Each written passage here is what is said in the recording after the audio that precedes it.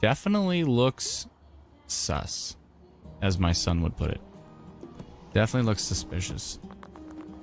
Don't be suspicious. Don't be suspicious.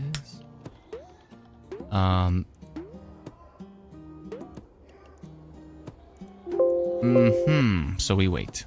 I'm not gonna go to rotation detected just based on king. I'm gonna wait. I still said minor rotation, so there's still a This video is going to be an attack on both my mental and physical well-being, but let's do it anyway. To see. Wait and see.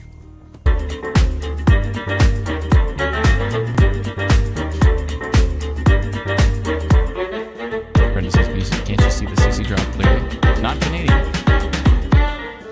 Do it anyway. I'm going to combine over 200 video game characters into one ginormous Photoshop edit poster kind of thing. And thankfully, Aces is here to help us out. It has been quite a while since I did a character lineup. We've done Star Wars characters, movie characters in general, Marvel characters, but what about gaming characters? In order for this to work, I somehow have to make it more insane than the previous version, so instead of 150, let's do 200 characters, which means I'm also gonna have to find and cut out 200 images. But anyway, first we need a list, so let's get to work. I found some places that listed some of the most popular games of all time, and from each I tried finding a main character or iconic character. For some I did add a few, like Mario for example. There's a bunch of different important ones. The annoying thing was, some website didn't include the indie classics like Five Nights at Freddy's or Slender Man, so I tried including those as well.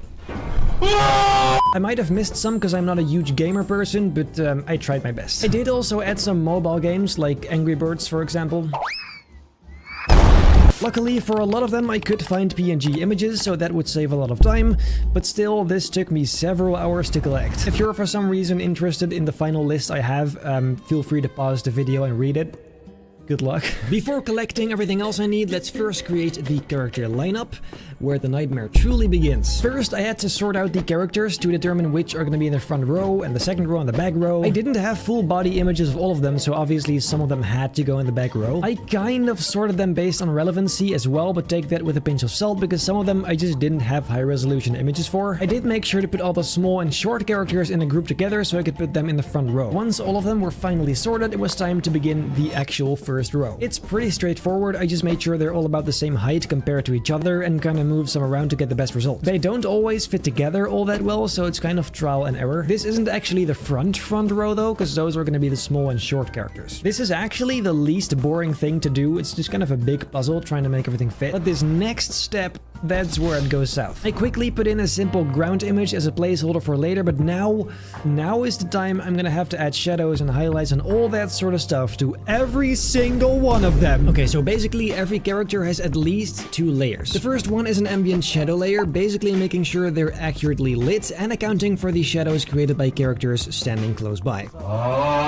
The second layer is a highlight layer. Similarly to previous versions I made, the main light will come again from behind, meaning they're all gonna need a nice rim light. Then finally, some images aren't neutral at all, so they need some manual adjusting to match the rest. This could be contrast, color, lighting, whatever. Before doing all of that though, after doing all the shadow layers, I replaced the ugly ground for a nice grassy one. I always went for the same kind of thing, so I thought this would nicely change it up, add some color to it. I also added some glow to all the light emitting elements, like lightsabers, and it's very important that some characters are actually affected by this light, so I added some colored highlights to them as well. This looked very nice actually, made it much more cohesive also. I now started doing all those highlight layers I talked about. This genuinely started to hurt my hand because it's a bunch of micro movements that just repeat all over. Thankfully, it does look pretty nice. Something that will make this version a tad better than the other ones is I'm actually gonna try and fix some of the lighting directions of the characters so it all matches. I used to kind of just leave them as they were, adding highlights on top. It doesn't matter too much because in order to actually do this properly,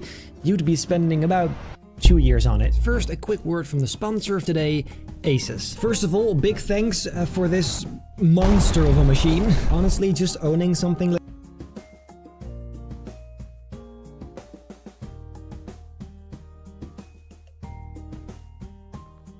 So you think you know Wix, but do you really? First up, we've got... Ladies and gentlemen, welcome to this brand new episode of Editing Your Photos.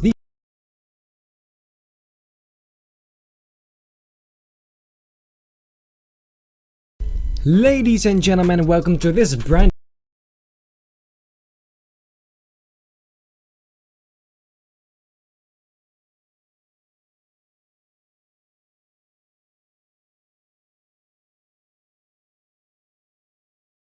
Ladies and gentlemen, welcome to this brand new episode of Editing Your Photos, the series in which I edit your photos. Today I have some pretty cool photos, so if you want to send yours for the next episode, make sure to send them to bennysubmissions@gmail.com. Then let's not waste any more time today. Our first picture was sent in by Patrick, and his message: my buddy and I took some photos in Madeira. I wanted to Photoshop a Star Wars fight out of them. I figured you'd be the best at it. I've been working with Photoshop for 4 years and could really learn a thing or two from you. Just pick what fits